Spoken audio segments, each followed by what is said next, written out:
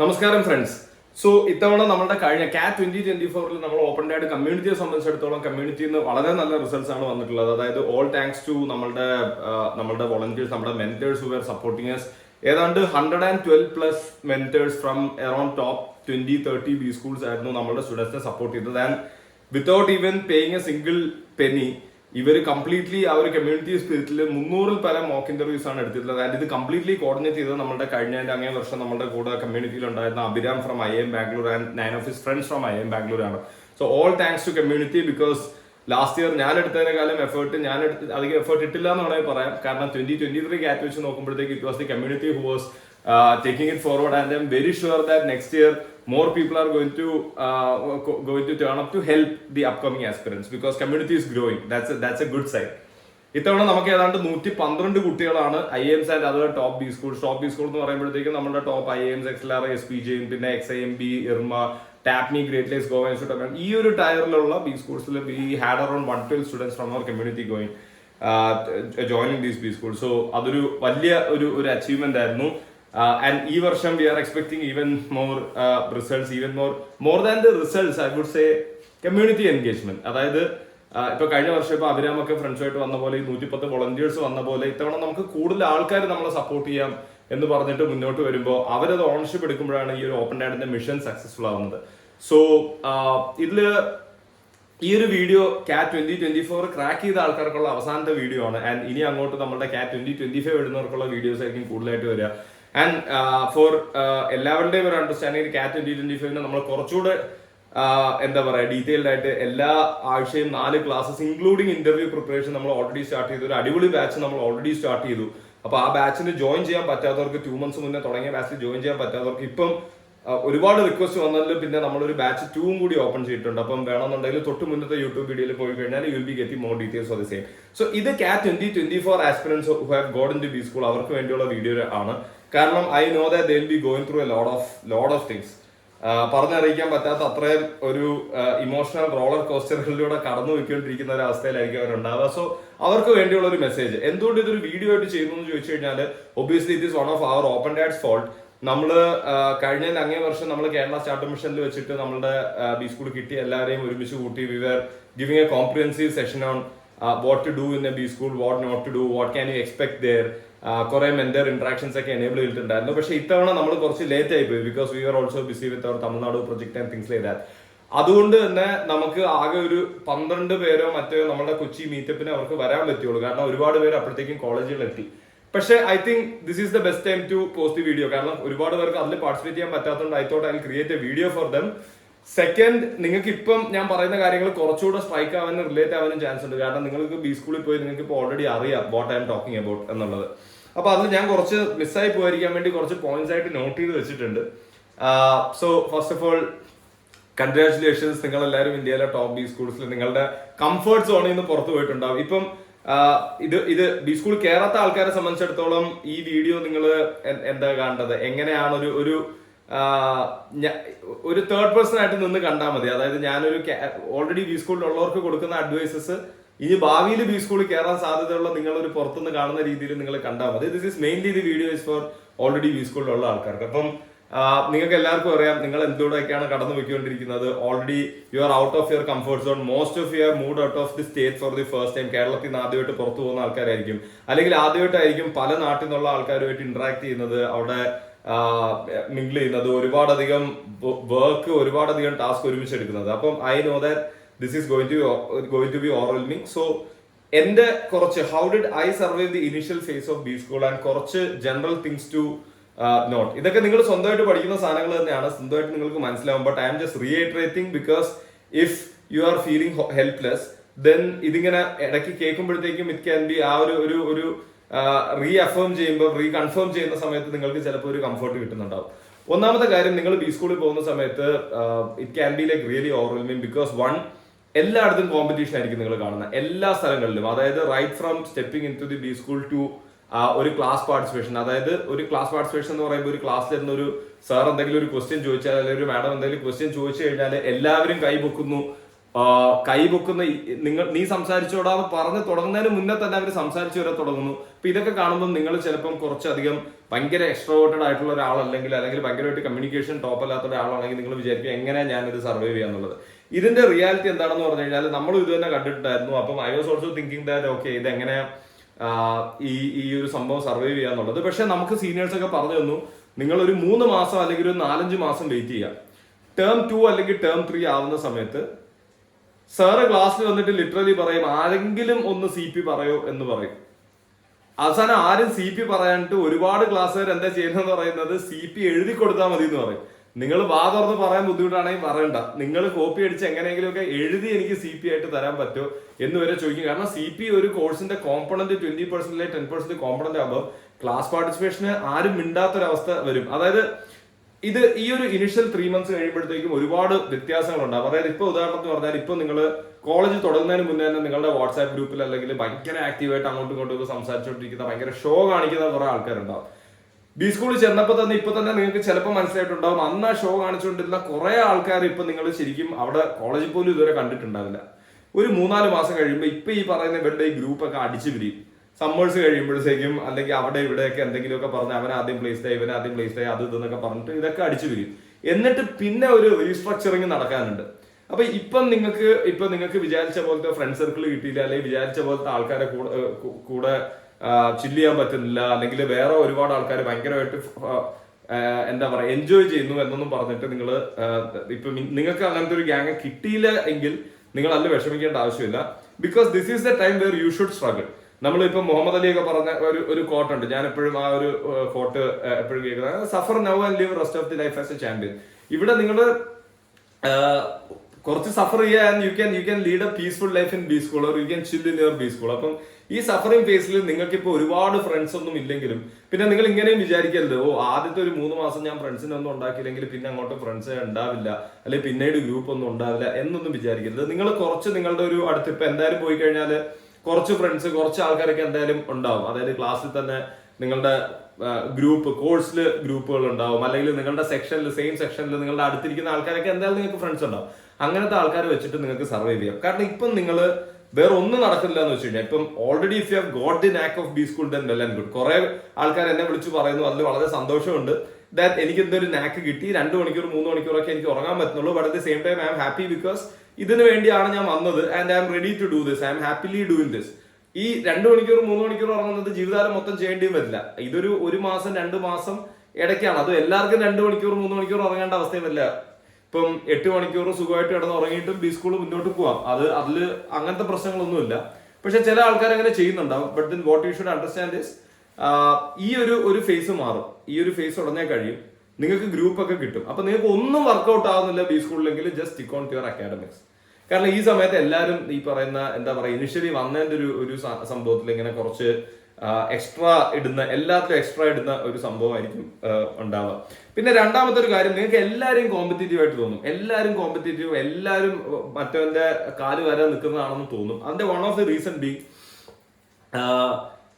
ചിലപ്പം ഇപ്പം ഞാൻ അത്ര സെൽഫിഷ് ആയിരിക്കില്ല, എനിക്ക് എല്ലാവരെയും ഹെൽപ്പ് ചെയ്യാനൊക്കെ ആയിരിക്കും താല്പര്യം. പക്ഷെ അവിടെ ഞാൻ ചെല്ലുമ്പോഴത്തേക്കും കുറെ ആൾക്കാർ, അതായത് നമ്മൾ എപ്പോഴും പ്രൊജക്ട് ചെയ്ത് നിൽക്കുന്നത് അവിടെ സമാധാനമായിട്ടിരിക്കുന്ന ആൾക്കാരുണ്ടെങ്കിൽ നമ്മൾ കാണുന്ന ആൾക്കാർ എന്ന് പറയുന്നത് എപ്പോഴും ബഹളം ഉണ്ടാക്കുന്ന ആൾക്കാരായിരിക്കും. അപ്പൊ അത് കാണുമ്പോൾ നമ്മൾ വിചാരിക്കും ഇവരുമായിട്ട് സർവൈവ് ചെയ്യണമെന്നുണ്ടെങ്കിൽ ഞാനും കുറച്ച് സെൽഫിഷ് ആകണം, ഞാനും കുറച്ച് ഇതേപോലെ ബഹളം ഉണ്ടാക്കണമെന്ന് വിചാരിക്കും. അങ്ങനെയായിരിക്കും നമ്മളും ചെയ്യുന്നത്. പക്ഷെ ഇത് സസ്റ്റെയിൻ ചെയ്യില്ല. ഇപ്പൊ എനിക്ക് ഉദാഹരണത്തിന് അങ്ങനെ ഒരു 3 മാസത്തിൽ കൂടുതലൊന്നും പിടിച്ചു വെക്കാൻ പറ്റില്ല. അങ്ങനെ ഭയങ്കര സെൽഫിഷ് ആയിട്ട് ആഴത്ത് മിണ്ടൂല, മറ്റവന് 1 മാർക്ക് അവന് കുറച്ച് കിട്ടാനുള്ള വകുപ്പുണ്ടെങ്കിൽ അത് ചെയ്യുക, എനിക്ക് എന്തെങ്കിലും എക്സ്ട്രാ ചെയ്യാനുണ്ടെങ്കിൽ അത് ഒറ്റയ്ക്ക് ഇരുന്ന് ചെയ്യുക, അതൊന്നും എനിക്ക് പറ്റില്ല. അതുപോലത്തെ ഒരുപാട് ആൾക്കാർ ബി സ്കൂളിൽ ഉണ്ടാവും. അപ്പൊ അങ്ങനെയുള്ള ആൾക്കാരെ അവരുടെ ഒരു കംഫർട്ട് സോണിലോട്ട് വരാം. ഇപ്പൊ അവരെല്ലാവരും ഈ മറ്റേ എന്താ പറയാ ബാൻഡ് വാഗൺ എഫക്റ്റില് ഇങ്ങനെ പൊയ്ക്കൊണ്ടിരിക്കുകയായിരിക്കും. അവരെല്ലാവരും തിരിച്ചു വന്നിട്ട് നിങ്ങൾക്കൊരു വളരെ ശാന്തമായ ഒരു ഗ്രൂപ്പ് കിട്ടും. അതിന് അധികം വൈകാതെ തന്നെ കിട്ടും. അതിന് ഒരുപാട് ടൈമൊന്നും എടുക്കില്ല.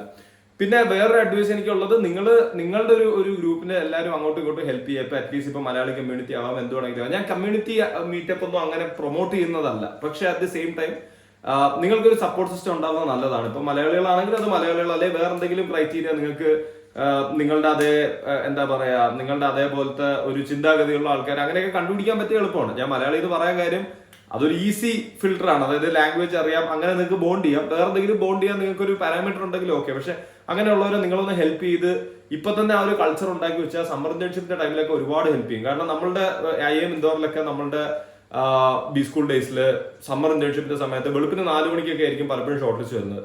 അപ്പൊ ഇത് ഈ സീസണിൽ നമുക്ക് ഉറക്കം കിട്ടാത്തതുകൊണ്ട് നമ്മൾ ചിലപ്പം എന്റെ മെയിൽ ID ഒക്കെ ഞാൻ പല ആൾക്കാർക്കും കൊടുത്തിട്ട് അവര് രാത്രി എണീച്ചിരിക്കും. എന്നിട്ട് എന്റെ എന്തെങ്കിലും ഷോർട്ട് ലിസ്റ്റ് വരുന്നുണ്ടോ എന്ന് നോക്കും കമ്പനിയുടെ.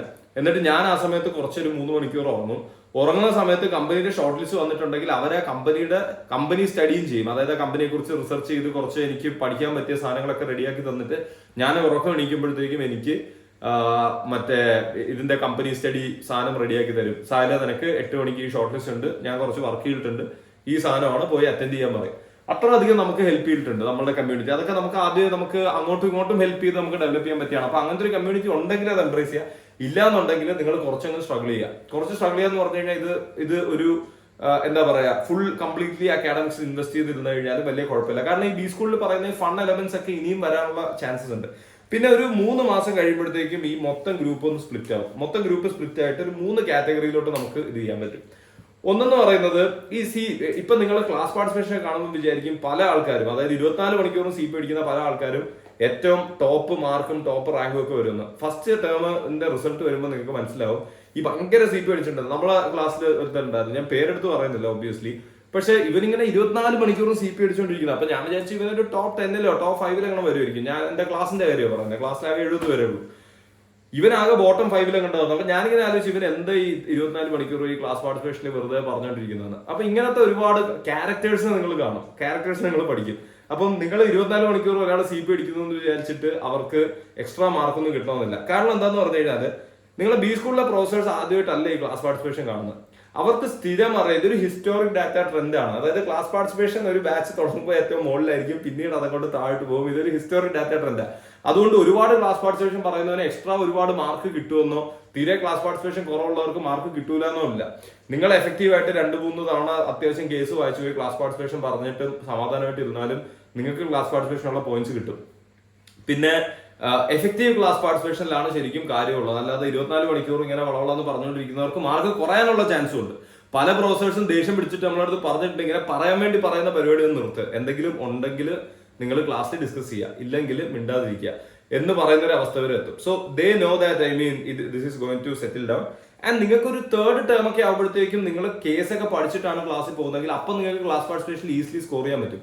വേറെ ഒരാളും മിണ്ടാതിരിക്കുകയായിരിക്കും. അപ്പോഴും നിങ്ങൾക്ക് ക്ലാസ് പാർട്ടിസിപ്പേഷനിൽ സ്കോർ ചെയ്യണമെന്നുണ്ടെങ്കിൽ നിങ്ങൾ വൃത്തിക്ക് പഠിച്ചിട്ട് പോയി കഴിഞ്ഞാൽ സമാധാനപരമായിട്ട് ഇങ്ങനെ ഇത്ര വലിയ ഒച്ചയും ബഹളവും ഒന്നും ഉണ്ടാവില്ല. നിങ്ങൾക്ക് ക്ലാസ് പാർട്ടിസിപ്പേഷൻ പറയണമെങ്കിൽ നിങ്ങൾക്ക് പറയാനുള്ള അവസരം ഉണ്ടാവും. കാരണം ആരും വാ തുറക്കാൻ പോകുന്നില്ല. ആകെ 2-3 പേര് വായിച്ചിട്ട് വരുന്ന ആൾക്കാരുണ്ടാവും. അപ്പൊ എഗെയിൻ ഈ 3 മാസം കഴിഞ്ഞാൽ ഈ ബാച്ച് സ്പ്ലിറ്റ് ആവാൻ പോകുന്നത്, ഒന്ന് ഫസ്റ്റ് ടേമിലെ റിസൾട്ട് ഒക്കെ വരുമ്പോൾ പല ആൾക്കാർക്കും ഇപ്പൊ എല്ലാവരും വിചാരിക്കും ഡയറക്ടേഴ്സ് ഗോൾഡ് മെഡൽ മെറിറ്റ് ലിസ്റ്റിൽ കയറാണ്. പക്ഷെ ഒരു ഫസ്റ്റ് ടേം കഴിയുമ്പോൾ തന്നെ മനസ്സിലാവും കുറെ പേർക്ക് എന്നെ കൊണ്ട് ഈ പരിപാടി നടക്കില്ല. അപ്പൊ അവര് പിന്നെ ഡയറക്ടേഴ്സ് ഗോൾഡ് മെഡൽ ലിസ്റ്റിൽ ഡയറക്ടേഴ്സ് മെറിറ്റ് ലിസ്റ്റിൽ കയറാൻ പറ്റില്ലെങ്കിൽ പിന്നെ ഭയങ്കര അക്കാഡമിക്സ് ഫോക്കസ് ചെയ്തിട്ട് വലിയ കാര്യമൊന്നുമില്ല. അതായത് ഈ ഡയറക്ടേഴ്സ് മെറിറ്റ് ലിസ്റ്റ് ഒരു അടിപൊളി സെറ്റപ്പ് ആണ്. പക്ഷെ അത് നിങ്ങൾ ട്രൈ ചെയ്ത് നോക്കിക്കോ. ട്രൈ ചെയ്ത് നോക്കിയിട്ട് നിങ്ങൾ ഒരു ഫസ്റ്റ് ടൈം കഴിയുമ്പോൾ തന്നെ നിങ്ങൾക്ക് മനസ്സിലാവാണ് ഇതെന്നെ കൊണ്ട് പറ്റുന്നില്ല എന്നാണെങ്കിൽ പിന്നെ അതിനുവേണ്ടി ഒരുപാട് പരിശ്രമിക്കാൻ ഞാൻ ഭയങ്കരമായിട്ട് റെക്കമെൻഡ് ചെയ്യില്ല. അപ്പൊ അത് മനസ്സിലാക്കുന്ന ഒരുപാട് സ്റ്റുഡൻസ് എന്ത് ചെയ്യും, ഒരു ഭയങ്കര ഹൈലി അക്കാഡമിക് ഫോക്കസ് ചെയ്ത് കുറച്ചൊന്ന് മാറും. പക്ഷെ കുറച്ച് ആൾക്കാർക്ക് മനസ്സിലാവും ഓക്കെ എനിക്ക് നല്ല മാർക്ക് കിട്ടിയിട്ടുണ്ട്, ഞാൻ ഇതിൽ ഫോക്കസ് ചെയ്ത് I can get in to directors merit list. അവര് എന്ത് സംഭവിക്കും എന്ന് പറഞ്ഞു കഴിഞ്ഞാൽ അവര് ബാക്കിയുള്ള ആക്ടിവിറ്റീസ് ഒക്കെ ഒന്ന് നിർത്തിയിട്ട് കൂടുതലും ഈ പറയുന്ന അക്കാഡമിക്സ് ഫോക്കസ് ചെയ്യും. മൂന്നാമത്തെ ഒരു കാറ്റഗറി ഓഫ് ആൾക്കാർ എന്ന് പറയുന്നത് കംപ്ലീറ്റ്ലി കൈവിട്ടു പോകും. അതായത് അവർക്ക് മനസ്സിലാവും അവരെ കൊണ്ട് പഠിച്ചു കഴിഞ്ഞാലും എവിടെ എത്താൻ പോകുന്നില്ല. പിന്നെ അവര് കുറെ ബാക്കിയുള്ള അവിടെ വെറുതെ ബാക്കി എന്തൊക്കെ ആക്ടിവിറ്റീസ് ചെയ്യാൻ പറ്റുമോ അങ്ങനെയുള്ള വെറുതെ ചില്ല് ചെയ്ത് നടക്കുന്ന ഒരു കാറ്റഗറി ഉണ്ടാവും. അപ്പം നിങ്ങളോടുള്ള എന്റെ റെക്കമെൻഡേഷൻ നിങ്ങൾ ആ മൂന്നാമത്തെ ഞാൻ പറഞ്ഞ കാറ്റഗറിയിൽ ഒരിക്കലും പെടാതിരിക്കുക. കാരണം എപ്പോഴും നിങ്ങൾ ഒരു എക്സാമിന്, അതായത് ഇപ്പൊ നിങ്ങൾ എന്താവും നിങ്ങളുടെ അക്കാഡമിക്സ് എന്നൊക്കെ പേടിച്ചിരിക്കുകയാണെങ്കിൽ ഐ വുഡ് സേ നിങ്ങൾ തീരെ ബ്രില്യന്റ് അല്ല എന്ന് നിങ്ങൾക്ക് തോന്നുകയാണെന്ന് വിചാരിക്കാം. ഒന്നാമത്തെ കാര്യം അങ്ങനെയല്ല. You have all got into top B schools, that too after writing an exam and clearing an interview. It's not like നിങ്ങളൊരു എക്സാം എഴുതി ഇപ്പം IIT-ലൊക്കെ ആണെങ്കിൽ പറയാം തീരെ കമ്മ്യൂണിക്കേഷനും ഒന്നും ഇല്ലാത്ത ഒരാൾക്ക് ജെയ്ക്ക് മാത്രം 6ാം ക്ലാസ് തൊട്ട് കുത്തിയിരുന്ന് പഠിച്ചിട്ട് അവൻ IIT കിട്ടിയത്.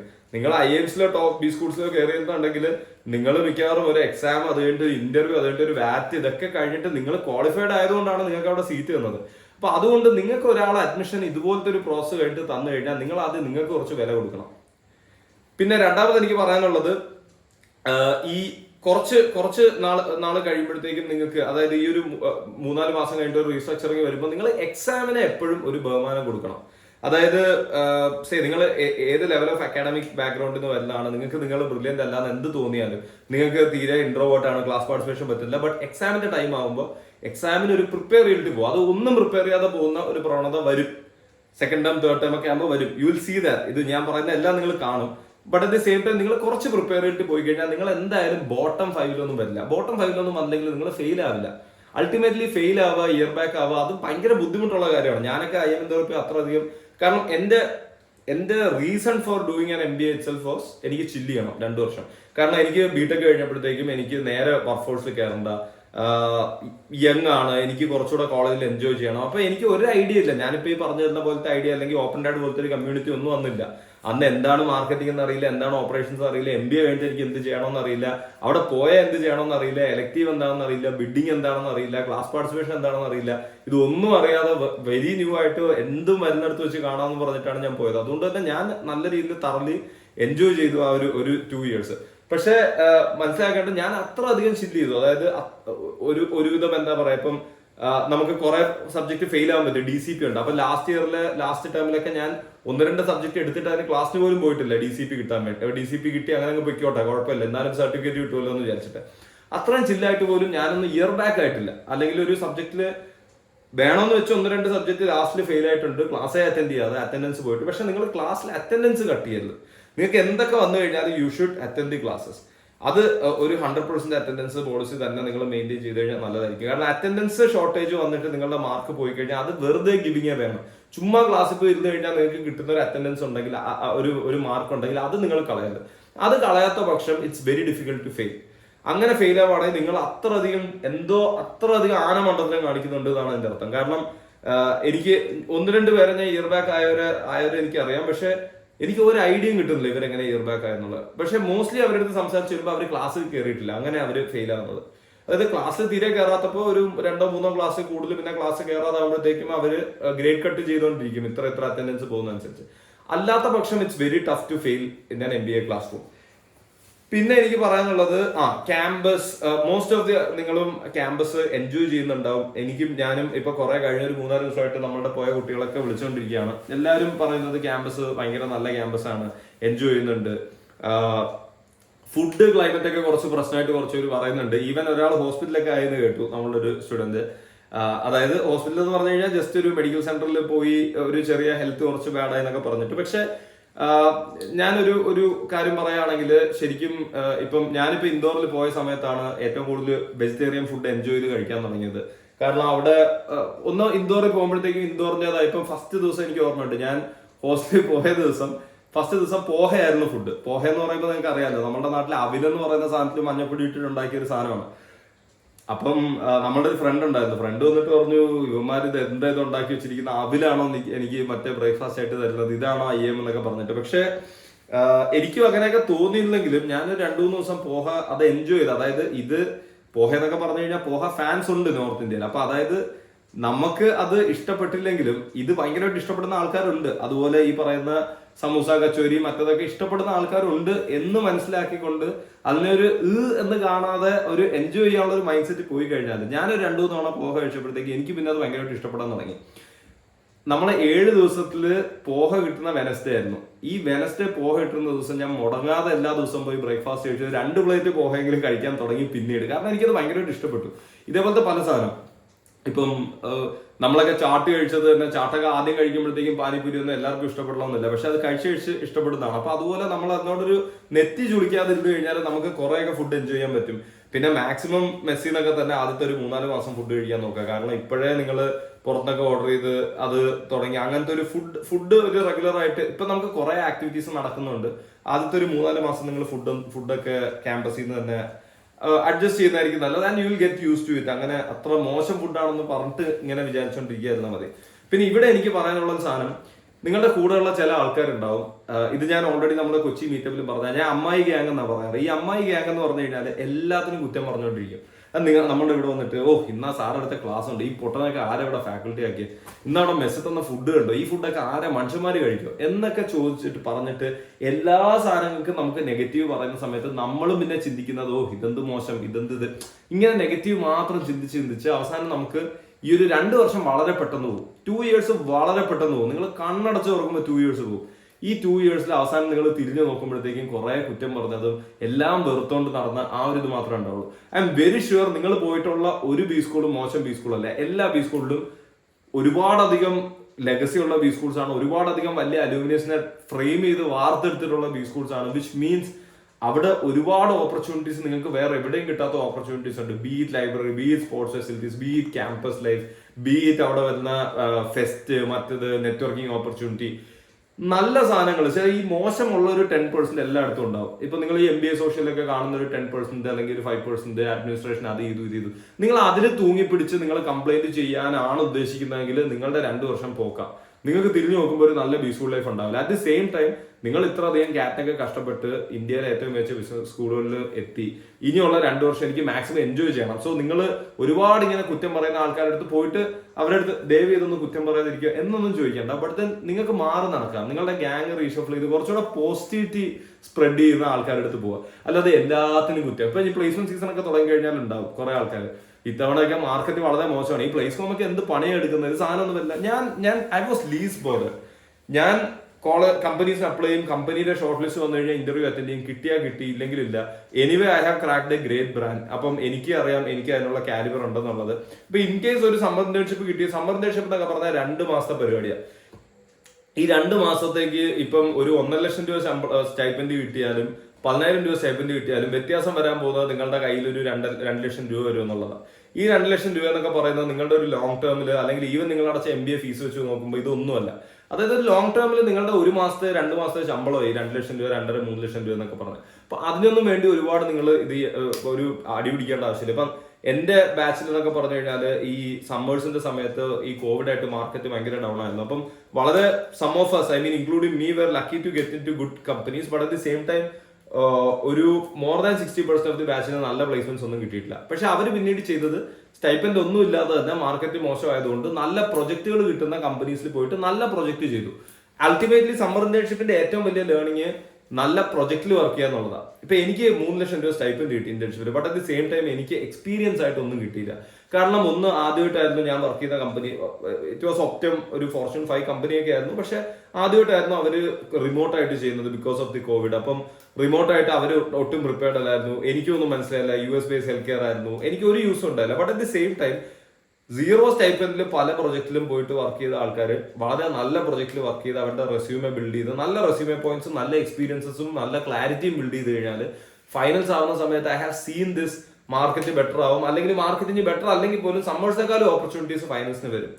കാരണം എന്തൊക്കെ പറഞ്ഞു കഴിഞ്ഞാൽ ഈ ഇന്റേൺസിനെ വെച്ചിട്ട് ശരിക്കും കമ്പനിക്ക് ഒരുപാട് വലിയ ഗുണമൊന്നുമില്ല. അപ്പം അവർ മെയിൻലി ചെയ്യുന്നതെന്ന് പറഞ്ഞു കഴിഞ്ഞാൽ ഈ ഒരു സമ്മേഴ്സിന് കുറച്ച് ആൾക്കാർ എടുക്കും, മാർക്കറ്റ് സ്ലോ ഡൗൺ ആണ്, പ്രോഫിറ്റ് കുറവാണെങ്കിൽ ഫൈനൽസിന് അവർക്ക് എടുത്തേ പറ്റൂ. കാരണം എവരി വൺ നീഡ് മാനേജേഴ്സോ. എല്ലാ സൈക്കിളും കഴിയുമ്പോൾ ഒരുപാട് മാനേജേഴ്സ് ഓരോ കമ്പനിയിലും മാനേജ്മെന്റ് ട്രെയിനീസ് ഒക്കെ ഇട്ടിട്ട് പോകും. അപ്പം they need to replenish, they will recruit.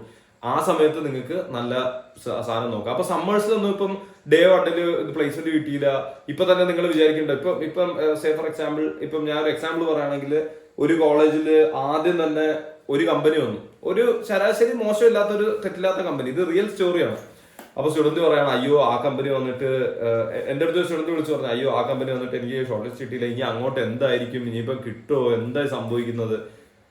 ഒന്നാമത്തെ കാര്യം, ആ വന്ന കമ്പനി അത്ര വലിയ ആന കമ്പനി ഒന്നുമല്ല. രണ്ടാമത്തെ കാര്യം, ആദ്യം വരുന്ന കമ്പനി ആയതുകൊണ്ട് ഇവര് കുറച്ച് ഹൈപ്പ് ഇടും. ഇത് ഭയങ്കര ഇതാണ്, അതാണ്, കോൺഫിഡൻഷ്യൽ ആണ്, മാങ്ങയാണെന്നൊക്കെ പറഞ്ഞിട്ട് ഒരു സാധനമില്ല. ഇത് കഴിഞ്ഞിട്ടും കമ്പനീസ് ഒരുങ്ങി ഒന്നും കിട്ടിയില്ലെങ്കിൽ നിങ്ങൾക്ക് ഓഫ് ക്യാമ്പസ് ആയിട്ടും സമ്മേഴ്സ് ചെയ്യാം. സമ്മേഴ്സ് അത്രേ ഉള്ളൂ. ഒരു ലൈഫ് പ്രോജക്റ്റ് ചെയ്യുന്ന പോലെ നിങ്ങൾക്ക് നല്ലൊരു സ്ഥലത്ത് ഓഫ്ലൈൻ ആയിട്ട് പോയിട്ട് സമ്മേഴ്സ് കണ്ടുപിടിക്കാം. ഫൈനൽസ് ആവുന്ന സമയത്ത് if you believe in your calibre, if you make use of this 2 years, maximum networking കാര്യങ്ങളൊക്കെ ചെയ്തു കഴിഞ്ഞാൽ it's going to be good. പിന്നെ നെറ്റ്വർക്കിന്റെ കാര്യത്തിൽ എപ്പോഴും നിങ്ങൾ മലയാളീസ് മാത്രമായിട്ട് നെറ്റ്വർക്ക് ചെയ്യാതിരിക്കുക. It's good to have a community, a home sort of thing where you can come back at the end of the day. But make sure നിങ്ങൾ അതിന്റെ പുറത്തു പോയി നെറ്റ്വർക്ക് ചെയ്യുന്നു. ഒരുപാട് കുട്ടികൾ പറയുന്ന സാധനം ഹിന്ദി ഒരു പ്രോബ്ലമാണ്. ഞാൻ പറയുകയാണെങ്കിൽ ഇപ്പം നിങ്ങൾക്ക് നേരെ പോയി ഹിന്ദിയിൽ പോയിട്ട് സംസാരിക്കാൻ ചിലപ്പോൾ ബുദ്ധിമുട്ടുണ്ടാവും. പക്ഷെ നിങ്ങൾക്ക് ഹിന്ദി കേട്ടാൽ മനസ്സിലാവുന്ന രീതിയിൽ നിങ്ങൾ കുറച്ച് ഒബ്സർവ് ചെയ്തിട്ട് നിങ്ങൾ ഇംഗ്ലീഷ് സംസാരിക്കുക. നിങ്ങളല്ലാതെ അവരുടെ അടുത്ത് പോയിട്ട് മറ്റേ നിങ്ങളിങ്ങനെ നോർത്ത് സൗത്ത് ഡിവൈഡ് കാണിക്കരുത്, എനിക്ക് ഹിന്ദി മനസ്സിലാവില്ല, മര്യാദയ്ക്ക് മലയാളത്തിൽ, അത് ചെയ്യാതിരിക്കുന്നതാണ് നല്ലത്. കാരണം ഇപ്പം ഫോർ എക്സാമ്പിൾ നിങ്ങൾക്ക് ഇപ്പോൾ ഒരു സെയിൽസ് ആൻഡ് മാർക്കറ്റിംഗ് റോളിൽ ആണ് കിട്ടുന്നത്, ഇപ്പൊ സെയിൽസ് ആണ് കിട്ടുന്നതെങ്കിൽ നിങ്ങൾക്ക് ഒരു നോർത്ത് ഇന്ത്യയില് അല്ലെങ്കിൽ എവിടെയെങ്കിലും ഒരു ഹിന്ദി ബെൽറ്റിലാണ് സ്റ്റിന്റ് കിട്ടുന്നതെങ്കിൽ നിങ്ങൾക്ക് ഹിന്ദിയിൽ മാത്രമേ സംസാരിക്കാൻ പറ്റുള്ളൂ, കുറച്ച് ഇംഗ്ലീഷ് മിക്സ് ചെയ്യാൻ പറ്റും. അപ്പം ഹിന്ദി എന്ന് പറയുന്നത് ശരിക്കും ഇന്ത്യയിൽ 141 കോടി പോപ്പുലേഷൻ ഉള്ളതിൽ ഇപ്പം മലയാളം സംസാരിക്കുന്നത് 3.5 കോടി. അതിൽ തന്നെ ഒരു വലിയൊരു ശതമാനം ആൾക്കാർ ഇന്ത്യയിലില്ല, എല്ലാവരും വിദേശത്താണ്. അപ്പൊ നമുക്ക് ശരിക്കും മലയാളം വെച്ചിട്ടൊന്നും ശരിക്കും പറഞ്ഞു കഴിഞ്ഞാൽ ഇന്ത്യയിൽ സർവൈവ് ചെയ്യാൻ പറ്റില്ല. അപ്പൊ ഇന്ത്യയിൽ ഹിന്ദി പഠിക്കുന്നത് നല്ലതാണെന്നാണ് എൻ്റെ ഒരു ഒപ്പീനിയൻ. ഇതിലൊരു കോൺട്രവേഴ്സി ഒന്നും ഇറക്കണ്ട. ഞാൻ പറയുന്നത് ഹിന്ദി പഠിക്കുന്നത് ഇറ്റ്സ് എ ഗുഡ് തിങ്. കാരണം ഞാൻ കുറെ സ്ട്രഗിൾ ചെയ്താണ് ഹിന്ദി പഠിക്കുക. പക്ഷെ ഞാൻ കുറച്ച് എഫേർട്ട് ഇട്ട് ഞാൻ കുറച്ച് പഠിച്ചു ആൻഡ് ഇറ്റ് വാസ് ഗുഡ്. കാരണം ഇപ്പം പലയിടത്തും നോർത്ത് ഇന്ത്യ ട്രാവൽ ചെയ്യുമ്പോഴാണെങ്കിലും ഇപ്പം ഈവൻ ഒരു കോൺവെർസേഷൻ ഒരാളുമായിട്ട് സ്ട്രൈക്ക് ചെയ്യണം, എന്തെങ്കിലും ഒരു കമ്പനിയുടെ ആവശ്യത്തിന്, അങ്ങനെയൊക്കെ ആണെങ്കിലും നമുക്ക് ചെയ്യാൻ പറ്റുന്നുണ്ട്. ഈവൻ ഇത് സെയിൽസ് ആൻഡ് മാർക്കറ്റിംഗിലല്ല, ഇവിടെ സെയിൽസ് ആൻഡ് മാർക്കറ്റിംഗ് അല്ലാത്ത പ്രൊഡക്റ്റ് മാനേജ്മെന്റ് പ്രൊഫൈലിൽ പോലും വർക്ക് ചെയ്യുന്ന ആൾക്കാർ അവരുടെ ടീം മീറ്റിംഗ് ഞാൻ കാണുന്നുണ്ട്. നമ്മളുടെ ഫ്രണ്ട്സ് ഒക്കെ അവരെല്ലാവരും ഹിന്ദിയിൽ സംസാരിക്കുക. കാരണം ചിലപ്പോൾ പ്രൊഫഷണൽ കാര്യങ്ങൾ ഹിന്ദിയിൽ സംസാരിക്കും, അത് കഴിഞ്ഞിട്ട് അവർ തമാശയൊക്കെ പറയുന്നതൊക്കെ ഹിന്ദിയിലായിരിക്കും. അപ്പൊ ഇതിലൊന്നും നമുക്ക് പാർട്ടിസിപ്പേറ്റ് ചെയ്യാൻ പറ്റാതെ നമ്മൾ മാറി നിൽക്കുകയാണെന്നുണ്ടെങ്കിൽ നമുക്ക് ഒരു ഗ്രോത്ത്, കരിയർ ഗ്രോത്തിനൊക്കെ ബാധിക്കാനുള്ള ചാൻസ് ഉണ്ട്. അത് നിങ്ങൾ ഭയങ്കരമായിട്ട് സ്ട്രെസ് എടുക്കണ്ട. പക്ഷെ ഞാൻ പറയുന്നത് നിങ്ങൾ ഇതിനെ റിവോൾട്ട് ചെയ്യാതെ നിങ്ങളും കൂടെ ആ ഒരു ഹിന്ദി പഠിച്ചെടുക്കാൻ നോക്കുന്നത് നല്ലതായിരിക്കും. ഹിന്ദിയിൽ സംസാരിക്കാൻ നോക്കുക, അവരുമായിട്ടും ഇന്ററാക്ട് ചെയ്യുക. നിങ്ങൾ ഇപ്പൊ ഇംഗ്ലീഷ് പറഞ്ഞ് തുടങ്ങിയോ, പക്ഷെ അറ്റ്ലീസ്റ്റ് ഹിന്ദിയൊക്കെ കേട്ടാൽ മനസ്സിലാവുന്ന ഒരു പ്രൊഫഷൻസി ഉണ്ടാക്കിയെടുക്കുക. അതിനോട് നെറ്റ് ചുളിക്കാതിരിക്കുന്നത് വളരെ നല്ലതായിരിക്കും. പിന്നീട് എനിക്ക് പറയാനുള്ളത് ക്ലബ് കമ്മിറ്റി സെലക്ഷനെ കുറിച്ചാണ്. ഒരുപാട് ക്ലബിന്റെയും കമ്മിറ്റിയുടെ ഒക്കെ സെലക്ഷൻസ് നടക്കുന്നുണ്ടാകും. ഒരുപാട് സ്റ്റുഡൻസ് വിളിച്ച് ചോദിക്കുന്നുണ്ട് പ്ലേസ് കോമിൽ കയറണോ, അല്ലെങ്കിൽ ഇന്ന ക്ലബിൽ കയറണോ, ഇന്ന കമ്മിറ്റിയിൽ കയറണോ. ഞാനൊരു സത്യം പറയാം, ആദ്യം തന്നെ പ്ലേസ് കോമിനെ കുറിച്ച് പറയട്ടെ. ഈ പ്ലേസ് കോം എന്ന് പറയുന്നത് വളരെയധികം നല്ലൊരു സംഭവമാണ്. കാരണം നിങ്ങളുടെ ബാച്ചിന് മൊത്തം പ്ലേസ്മെന്റ് കൊടുക്കാൻ പറ്റുന്ന, കോർപ്പറേറ്റുമായിട്ട് ഇന്ററാക്ട് ചെയ്യാൻ പറ്റുന്ന ഒരു സംഭവമാണ്. പക്ഷെ അറ്റ് ദി സെയിം ടൈം ഇതിനകത്തുള്ള ഒരു കോൺ എന്താണെന്ന് പറഞ്ഞു കഴിഞ്ഞാൽ നിങ്ങൾക്ക് നിങ്ങളുടെ നെറ്റ്വർക്കിംഗ് കൂടുതലും പ്ലേസ് കോമിനകത്ത് മാത്രമായിരിക്കും. പ്ലേസ് കോമിൽ 20 പേരുണ്ടെങ്കിൽ അവരുമായിട്ടായിരിക്കും നിങ്ങളുടെ നെറ്റ്വർക്ക് മൊത്തം ഉണ്ടാവുക. പക്ഷെ അതൊരു നല്ല നെറ്റ്വർക്ക് ആയിരിക്കും. പക്ഷെ ഇൻ ദ സെയിം ടൈം പ്ലേസ് കോമിനകത്തും അങ്ങോട്ടും ഇങ്ങോട്ടും കോൺഫ്ലിക്റ്റും അടിയൊക്കെ ഉണ്ടാകാൻ ചാൻസ് ഉണ്ട്. മൊത്തത്തിൽ കുറച്ച് ടോക്സിസിറ്റി കൂടുതലാണെന്ന് എനിക്ക് തോന്നിയിട്ടുണ്ട് പ്ലേസ് കോംസിനകത്ത്. പിന്നെ രണ്ടാമത്തെ ഒരു കാര്യം, ഇപ്പം പേഴ്സണലി ഞാൻ പ്ലേസ് കോമിൽ അപ്ലൈ ചെയ്തിട്ടില്ല. പ്ലേസ് കോമിൽ അപ്ലൈ ചെയ്ത് കഴിഞ്ഞാൽ നിങ്ങൾ മനസ്സിലാക്കേണ്ട പ്ലേസ് കോമിൽ കിട്ടാനും കുറച്ചുകൂടെ എളുപ്പമാണ്. കാരണം എല്ലായിടത്തും പ്ലേസ് കോം കുറച്ച് ടോക്സിക് ആയതുകൊണ്ട് ആദ്യം കുറെ പേര് അപ്ലൈ ചെയ്യുന്നുണ്ടെങ്കിൽ ഒരുപാട് പേര് ആദ്യത്തെ 1 മാസം കഴിയുമ്പോൾ തന്നെ ഇട്ടിട്ട് പോകുന്നത് കാണുന്നുണ്ട്. അപ്പൊ അതുകൊണ്ട് തന്നെ പ്ലേസ് കോം ഒരുപാട് ആൾക്കാരെ എടുക്കുന്നത് കാണുന്നുണ്ട്. ഈ ഒരു കാരണം കൊണ്ട് തന്നെ ഇൻ മോസ്റ്റ് കോളേജസ് പ്ലേസ് കോമിൽ കയറി കഴിഞ്ഞാൽ ഉള്ളൊരു സംഭവം എന്ന് പറഞ്ഞു കഴിഞ്ഞാൽ നമ്മൾ ഭയങ്കര നല്ലതാണെന്ന് പറഞ്ഞിട്ട് കാര്യമില്ല. നിങ്ങൾക്ക് കുറച്ച് ഗുഡ് പ്രാക്ടീസസ് കൊണ്ടുവരാം, പക്ഷെ എപ്പോഴും കുറച്ചൊരു ടോക്സിക് കൾച്ചർ ഒരു പ്ലേസ് കോം അസോസിയേറ്റഡ് ആയിട്ട് ഉണ്ടാവും. അപ്പം ഇപ്പം ഞാനാണെങ്കിൽ പേഴ്സണലി ഐ വുഡ് സേ ഒരു പ്ലേസ് കോമിൽ കയറിയാൽ തന്നെ അവിടെ നിന്ന് ഒരുപാട് ലേണിംഗ് കിട്ടും, ഒരുപാട് ഓപ്പർച്യൂണിറ്റീസ് എല്ലാം കിട്ടും. പക്ഷെ ഞാനാണെങ്കിൽ അതിന് പകരം വേറൊരു കമ്മിറ്റിയിലോ ക്ലബിലോ ഇൻട്രസ്റ്റ് ഗ്രൂപ്പിലോ കയറി അതിന്റെ കൂടെ എല്ലാവരുമായിട്ടൊന്ന് നെറ്റ്വർക്ക് ചെയ്യാൻ നോക്കി കുറച്ച്. കാരണം എന്റെ ഒരു മൈൻഡ് സെറ്റും അതായിരുന്നു. ഇപ്പൊ നിങ്ങളുടെ ഒരു മൈൻഡ് സെറ്റ് ഡിഫറെന്റ് ആണെങ്കിൽ it's a different ball game, because you want to hustle. പല ആൾക്കാരും പറയുന്നുണ്ട് നിങ്ങളുടെ അക്കാഡമിക്സ് മോശം പ്ലേസ് കോം കയറി, അങ്ങനെയൊന്നുമില്ല. കാരണം പക്ഷെ നിങ്ങൾക്ക് പ്ലേസ് കോമും അക്കാഡമിക്സ് മാത്രമേ നോക്കാൻ പറ്റുള്ളൂ. അതല്ലാതെ മൂന്നാമതൊരു സാധനം നിങ്ങൾക്ക് ഫോക്കസ് ചെയ്യാൻ കുറച്ച് ബുദ്ധിമുട്ടായിരിക്കും. പ്ലേസ് കോമിൽ കയറിയിട്ടും അക്കാഡമിക്സ് നല്ലോണം മെയിൻറ്റെയിൻ ചെയ്ത് ഡയറക്ടേഴ്സ് രജിസ്റ്റർ കയറിയ ആൾക്കാരെ നമുക്കറിയാം. അപ്പം എന്തായാലും നിങ്ങൾ കുറെ നേരം വെറുതെ സമയം വേസ്റ്റ് ചെയ്യുന്നുണ്ടാവും. ഒരു 3-4 മാസം കഴിഞ്ഞ് കഴിഞ്ഞാൽ ഒരുപാട് സമയം ഫ്രീ ടൈം ഉണ്ടാവും. സെക്കൻഡ് ഇയർ ഒക്കെ ഫുള്ള് ഫ്രീ ടൈമാണ്. നിങ്ങൾ അങ്ങനെ ചിന്ത ചെയ്യുന്നുണ്ടാവും. അപ്പൊ അതുകൊണ്ട് തന്നെ നിങ്ങൾക്ക് ടൈം ഒക്കെ ഉണ്ടാവും. അതുകൊണ്ട് നിങ്ങളുടെ അക്കാഡമിക്സ് ഈ ഒരു കാരണം കൊണ്ട് മോശമല്ല. നിങ്ങൾക്ക് പ്രയോറിറ്റി ഉണ്ടെങ്കിൽ, നമ്മളിങ്ങനെ പറയില്ലേ, ശരിക്കും ഒരാൾക്ക് നമ്മൾ ഇമ്പോർട്ടന്റ് ആണെങ്കിൽ അവർക്ക് നമുക്ക് വേണ്ടി സമയം കണ്ടുപിടിക്കാൻ പറ്റുമെന്ന് പറയുന്ന പോലെയാണ്. അക്കാഡമിക്സ് അത്രയും ഇമ്പോർട്ടന്റ് ആണെങ്കിൽ you can find time for doing your assignments and doing all these things. But at the same time ഞാനാണെങ്കിൽ കുറച്ചുകൂടെ ഒരു ഹോളിസ്റ്റിക് ആയിട്ട് കുറച്ചുകൂടെ ബാക്കിയുള്ള ക്ലബ്ബ് കമ്മിറ്റി എല്ലാം ഒന്ന് എക്സ്പ്ലോർ ചെയ്യുന്ന രീതിയിലായിരിക്കും ഞാൻ പേഴ്സണലി ഒരു ബി സ്കൂളിനെ കാണുക. ഇനി ബാക്കിയുള്ള ക്ലബ് കമ്മിറ്റീസിലാണെങ്കിലും നിങ്ങൾക്ക് ചിലപ്പോൾ തോന്നിയിട്ടുണ്ടാവും അവിടെ ചിലപ്പം പൊളിറ്റിക്സ് ഉണ്ട്. സീനിയേഴ്സ് ഇന്ന നാട്ടിൽ നിന്നാണെങ്കിൽ അല്ലെങ്കിൽ ഇന്ന ഒരു സ്ഥലത്തു നിന്നാണെങ്കിൽ അവിടെ നിന്നുള്ള ആൾക്കാരെ കൂടുതലായിട്ട് ഫേവർ ചെയ്യുക. ഇതിനെ ഒന്ന് റിവോൾട്ട് ചെയ്യാൻ നിൽക്കേണ്ടതാണ് എൻ്റെ പേഴ്സണൽ അഭിപ്രായം. ഒരുപാട് ആൾക്കാർ എന്നെ വിളിച്ചിട്ട് പറയുന്നുണ്ട്, ഇത് കേട്ടിട്ട് അങ്ങോട്ട് കൈ ധരിക്കുന്നുണ്ട്, ഇത് മറ്റേ ആ ഒരു രീതിയിലൊക്കെ എൻ്റെ അടുത്ത് പറയുന്നുണ്ട്. പക്ഷെ നിങ്ങളുടെ കൈതരിപ്പ് ഉണ്ടെങ്കിൽ നിങ്ങൾ മറ്റേ അതായത് അറബിക്കഥയിൽ ശ്രീനിവാസൻ ചെയ്ത പോലെ ഒരു ബാത്റൂം പോയി ഒരു ബക്കറ്റ് ചവിട്ടി പൊട്ടിച്ചൊരു ഇംഗ്ലംസ് ഉണ്ടാവാൻ വിളിച്ചോ. പക്ഷെ നിങ്ങൾ ഇവിടെ ഒക്കെ വെറുതെ ഈ ഇനിഷ്യലി ഉള്ള ഒരു ചോരത്തിളപ്പിന്റെ പുറത്ത് അല്ലെങ്കിൽ ഫ്രസ്ട്രേഷന്റെ പുറത്ത് അത് തീർത്ത് കഴിഞ്ഞാൽ പിന്നെയുള്ള നിങ്ങളുടെ ബി സ്കൂളിൽ മൊത്തം നിങ്ങൾ ഇങ്ങനെ ഒരു ഡിഫെൻസീവ് ആയിട്ട് ഈ രീതിയിൽ പോകേണ്ടി വരും. അങ്ങനെയുള്ള ഒരുപാട് ആൾക്കാർ എനിക്കറിയാം. പക്ഷെ ഇൻസ്റ്റേറ്റ് നിങ്ങൾ ഇതൊക്കെ കുറെയൊക്കെ കണ്ടില്ല എന്നടിക്കുക. കാരണം ഇപ്പൊ ക്ലബ് കമ്മിറ്റിയിൽ ഒന്നാമത്തെ കാര്യം ഇപ്പൊ 500ഒക്കെയാണ് ബാച്ച് സൈസ് ഒരു ആവറേജ് ബി സ്കൂളിൽ. ഇപ്പൊ ഏതാ IIM കോഴിക്കോടിൽ 650, IIM ബാംഗ്ലൂർ 650, IIM ഇൻഡോറിൽ 600, എല്ലായിടത്തും ഇതുണ്ട്. പിന്നെ ഇപ്പം ബാക്കിയുള്ള IIM ട്രിച്ചിയിലാണെങ്കിൽ 550. അപ്പൊ ഇത്ര അധികം ആൾക്കാരുള്ള സമയത്ത് ഒരു എല്ലാ ക്ലബ് കമ്മിറ്റിയിലും കൂടെ അവർക്ക് ചിലപ്പോൾ ഒരു 100 പേരെയൊക്കെ ചിലപ്പോൾ എടുക്കാൻ പറ്റുന്നുണ്ടാവുള്ളൂ. അപ്പം എല്ലാവർക്കും ഒരു ക്ലബ് കമ്മിറ്റി കയറാൻ പറ്റണമെന്നില്ല. പക്ഷെ ക്ലബ് കമ്മിറ്റി ഇല്ലാന്നുണ്ടെങ്കിൽ പിന്നെ അതിന്റെ ഇൻട്രസ്റ്റ് ഗ്രൂപ്പിൽ ഏതെങ്കിലും കയറാൻ പറ്റുമെന്ന് നോക്കുക. അതൊന്നും ഇല്ലാന്നുണ്ടെങ്കിൽ നിങ്ങൾക്ക് ഏതെങ്കിലും ഫെസ്റ്റോ ടെഡെക്സോ അങ്ങനെ എന്തെങ്കിലും കയറാൻ പറ്റുമെന്ന് നോക്കുക. ഇതൊന്നും കിട്ടിയില്ല എന്ന് വെച്ച് കഴിഞ്ഞാൽ അത് കുഴപ്പമൊന്നുമില്ല. നിങ്ങൾക്ക് ലൈവ് പ്രൊജക്ട്സ് ഫോക്കസ് ചെയ്യാം, നിങ്ങൾക്ക് ലൈവ് പ്രൊജക്ട്സ് എടുത്ത് തുടങ്ങാം. അപ്പം അതിനകത്ത് നിങ്ങൾക്ക് കുറച്ചുകൂടെ റെസ്യൂമെ ബിൽഡ് ചെയ്യാൻ പറ്റും. ഓൾറെഡി നിങ്ങൾക്ക് UG കോളേജിലൊക്കെ കുറച്ച് പൊസിഷൻ ഓഫ് റെസ്പോൺസിബിലിറ്റി ഒക്കെ ഉണ്ടെങ്കിൽ ഈ പൊസിഷൻ ഓഫ് റെസ്പോൺസിബിലിറ്റി കിട്ടിയില്ലെങ്കിൽ കുഴപ്പമൊന്നുമില്ല. അപ്പൊ അതിലൊന്നും ഡിസാർട്ടന്റ് ആവേണ്ട ആവശ്യമൊന്നുമില്ല. എന്ത് സംഭവിച്ചാലും that is not the end of the world. അത് നിങ്ങൾ മനസ്സിലാക്കുക. നിങ്ങൾ ക്ലബ്ബിൽ കിട്ടിയാലും അതുകൊണ്ട് നിങ്ങൾ ഭയങ്കര സംഭവമാണെന്നൊന്നും പറയാൻ പറ്റില്ല. നിങ്ങൾക്ക് കിട്ടിയില്ല എന്ന് വെച്ചിട്ട് this is not the end of the world. അതും മനസ്സിലാക്കുക. പിന്നെ പറയാനുള്ളത് പ്ലേസ്മെന്റ്സ് ഞാൻ ഓൾറെഡി പറഞ്ഞു. സമ്മർ ഇന്റേൺഷിപ്പ് ഒക്കെ അത്രേ ഉള്ളൂ. ഫൈനൽസ് ആവുന്ന സമയത്ത് you itself will realise a lot of things. I mean what do you want to do and things like that. Summers it depends. Market driven ആണ്. നിങ്ങൾ place കോമിനൊന്നും ഒരുപാട് തെറി വിളിച്ചിട്ട് കാര്യമൊന്നുമില്ല. മാർക്കറ്റ് ഡ്രിവൺ ആണ്. നല്ല മാർക്കറ്റ് ആണെന്നുണ്ടെങ്കിൽ പ്ലേസ് കോം കുറച്ച് മോശമാണെങ്കിലും എല്ലാവരും വളരെ പെട്ടെന്ന് പ്ലേസ് ആകും. ഇല്ലെങ്കിൽ കുറച്ച് സ്ട്രഗിൾ ചെയ്യും. പക്ഷെ ഇതൊക്കെ ഒരു വേവ് ആണ്. അപ്പം ചില സമയത്ത് നല്ലതാവും, ചില സമയത്ത് കുറച്ച് മോശമാവും. ഫുഡ്, ക്ലൈമറ്റ് പറഞ്ഞു, ക്യാമ്പസ് പറഞ്ഞു. പിന്നെ ഉള്ളത് കൾച്ചറാണ്. പല ആൾക്കാർക്കും ബി സ്കൂളിൽ നടക്കുന്ന പല സാധനങ്ങളും ഒരു കൾച്ചറൽ ഷോക്ക് ആയിരിക്കും. എന്താ ഇവരിങ്ങനെ ബിഹേവ് ചെയ്യുന്നത്, എന്താ ഇവർ ഇത്ര അഗ്രസീവ് ആവുന്നത്, അത് ഞാൻ ഓൾറെഡി അഡ്രസ് ചെയ്താണ്. നിങ്ങൾക്ക് താല്പര്യമില്ലാത്ത കാര്യങ്ങളുണ്ടെങ്കിൽ നിങ്ങൾ അവിടെ നിന്ന് കുറച്ച് മാറി നടക്കുക. പക്ഷെ അവിടെ അത് എടുത്തു പറഞ്ഞ് ഇപ്പം എനിക്കറിയാവുന്ന പല ആൾക്കാരുണ്ട്. ഉദാഹരണത്തിന് മദ്യപാനം ഫോർ എക്സാമ്പിൾ. നമ്മളെ കൂടെ മദ്യപിക്കാത്ത അല്ലെങ്കിൽ മദ്യപാനം ഇഷ്ടമല്ലാത്ത ഒരുപാട് ആൾക്കാരുണ്ട്. സ്ട്രിക്റ്റ് ആയിട്ട് മദ്യപിക്കാത്ത ആൾക്കാർ ഇഷ്ടം പോലെ ഉണ്ട്. പക്ഷെ അവരെ സംബന്ധിച്ചിടത്തോളം അവർ പോയിട്ട് ഒരു പാർട്ടിക്കകത്ത് ഒരു സെക്ഷൻ പാർട്ടി വിളിച്ചു. സെക്ഷൻ പാർട്ടിയിൽ ഒരാള് മദ്യപിക്കുകയാണെങ്കിൽ അത് ഉണ്ടാവും, മദ്യം ഉണ്ടാവുന്ന സമയത്ത് ഇവരൊക്കെ എന്താ കള്ളുകൂടി എന്നൊക്കെ പറഞ്ഞിട്ട് ആ ഒരു ഫേസ് ഒക്കെ ഉണ്ടാക്കി അത്ര മോശമാക്കാതിരിക്കുക. നിങ്ങൾ മദ്യപിക്കുന്നെങ്കിൽ മദ്യപിക്കുന്നവർ മദ്യപിച്ചോട്ടെ. അതൊക്കെ അവരുടെ ഇഷ്ടം, അവരുടെ ഫ്രീഡം. കാരണം എല്ലാം അഡൾട്ട്സ്. കോളേജ് നിങ്ങൾ ട്രീറ്റ് ചെയ്യുന്ന അഡൾട്ട്സ് ആയിട്ടാണ്. നിങ്ങൾക്ക് ഒരുപാട് ഫ്രീഡം തരുന്നുണ്ട്. നിങ്ങൾക്കറിയാം നമ്മളെ കേരളത്തിലെ കോളേജിൽ 6 മണിക്ക് ഹോസ്റ്റലിൽ കയറണം, അത് ഇതൊന്നുമല്ല പറയുന്നത്. അപ്പം കോളേജ് നിങ്ങൾക്ക് ഫ്രീഡം തരില്ല. നിങ്ങൾ എല്ലാവരും റെസ്പോൺസിബിൾ അഡൾട്ട്സ് ആയതുകൊണ്ടാണ്. അപ്പം ആ ഒരു ഫ്രീഡം നിങ്ങളുടെ കിട്ടുമ്പോഴത്തേക്കും നിങ്ങൾ ഓരോരുത്തരുടെ ആൾക്കാരുടെ അവരുടെ ചോയ്സസിനെയും അവരുടെ എന്താ പറയാ അവരുടെ ആക്ഷൻസിനെയും unless it is not directly interfering you or hurting you, നിങ്ങളത് എന്താ പറയാ അതിനകത്ത് പോയി റിയാക്ട് ചെയ്യാൻ ഇരിക്കരുത്. നിങ്ങൾക്ക് ചെയ്യേണ്ട ഒരുപാട് ആൾക്കാർ പല സാധനങ്ങളും നിങ്ങൾക്ക് ആദ്യം എന്താ പറയാ ബുദ്ധിമുട്ടാണെന്ന് തോന്നുന്ന പല സാധനങ്ങൾ ഇപ്പൊ in terms of class participation, പുറത്തുപോയി സംസാരിക്കുക, ഹിന്ദിയിൽ സംസാരിക്കുക, ഇതൊക്കെ പിന്നീട് ഭയങ്കരമായിട്ട് അഡാപ്റ്റ് ചെയ്യുന്ന ആൾക്കാരുണ്ട്. അഡാപ്റ്റ് ചെയ്യുന്നതാണ് ഏറ്റവും നല്ലത്. മോശമായിട്ടുള്ള കാര്യങ്ങൾ അഡാപ്റ്റ് ചെയ്യേണ്ട ആവശ്യമില്ല. ആ സമയത്ത് നമുക്ക് മാറി നിൽക്കാവുന്നതുമാണ്. Nobody is going to force you because എല്ലാവരും റെസ്പോൺസിബിൾ ആയിട്ടുള്ള അഡൾട്ട്സ് ആണ്. അതുകൊണ്ട് തന്നെ ആരെങ്കിലും നിങ്ങളെ ഫോഴ്സ് ചെയ്യുകയാണെങ്കിൽ that's the time when you can draw the line, right. പിന്നെ പറയാനുള്ളത് moving out of your comfort zone. ഇത് തന്നെയാണ് എനിക്ക് പറയാനുള്ളത്. മൊത്തത്തിൽ എനിക്ക് തോന്നുന്നു നിങ്ങളുടെ ഒരു മേജർ കൺസേൺസ്, എനിക്ക് കൂടുതലും ആൾക്കാർ പറഞ്ഞിട്ടുള്ള കൺസേൺസ് എല്ലാം ഞാൻ അഡ്രസ് ചെയ്യാൻ നോക്കിയിട്ടുണ്ട്. ഞാൻ എൻ്റെ പേഴ്സണൽ ടേക്ക് പറയുകയാണെങ്കിൽ ഞാൻ IIM ഇൻഡോറിൽ ഉണ്ടായിരുന്ന ടൈമിൽ ഓരോ മിനിറ്റും though a lot of things were going back. ഞാനൊരു എക്സാമ്പിൾ പറഞ്ഞുതരാം. നമ്മുടെ ഫസ്റ്റ് ടേം നമ്മൾ ക്യാമ്പസിൽ നമുക്ക് ആദ്യം തന്നെ, അപ്പൊ അന്ന് കോവിഡ് ആയിട്ട് ഒരു IIMസും നമ്മളെ കോളേജിലോട്ട് വിളിച്ചിട്ടില്ല. IIM ഇൻഡോർ മാത്രമാണ് നമ്മൾ ആദ്യം തന്നെ അവർ പറഞ്ഞു നിങ്ങൾ കോളേജിലോട്ട് വരാൻ പറഞ്ഞു. എന്നിട്ട് നമുക്ക് നമ്മളുടെ അടുത്ത് പറഞ്ഞു ആദ്യം 14 days ക്വാറന്റൈൻ നിൽക്കണമെന്ന് പറഞ്ഞു. അപ്പൊ നമുക്ക് സിംഗിൾ റൂം ഹോസ്റ്റൽസ് ഉണ്ട് IIM ഇൻഡോർ. അപ്പൊ അങ്ങനെ ഒരു അഡ്വാൻറ്റേജ് ഉള്ളത് കൊണ്ട് തന്നെ എല്ലാവരെയും അവർക്ക് ക്വാറന്റൈൻ ചെയ്ത് ക്യാമ്പസിൽ കയറ്റാൻ പറ്റും. അപ്പൊ അതുകൊണ്ട് തന്നെ അവിടെ ക്വാറന്റൈൻ ചെയ്ത് ക്യാമ്പസിൽ നിർത്തി നമ്മളെ. പക്ഷെ ക്യാമ്പസിൽ നമുക്ക് പുറത്തിറങ്ങാൻ പറ്റില്ല. അപ്പൊ 2 വർഷം നമ്മൾ ആകെ 2 വർഷത്തിൽ 2 തവണ ഞാൻ പുറത്തിറങ്ങിയിട്ടുള്ളൂ. ഒന്ന് ഫസ്റ്റ് ഇയർ കഴിഞ്ഞിട്ട് സെക്കൻഡ് ഇയറിന്റെ ബ്രേക്കിൽ സമ്മർ ഇന്റേൺഷിപ്പിന്റെ സമയത്തും, അതിന്റെ ഇടയ്ക്ക് ഒരു ബ്രേക്ക് കിട്ടിയപ്പോഴത്തേക്കും ഒരു ട്രിപ്പിന് 5 ദിവസം പോകാനും പുറത്തിറങ്ങിയിട്ടുണ്ട്. അല്ലാതെ ഞാൻ പുറത്തിറങ്ങിയിട്ടില്ല.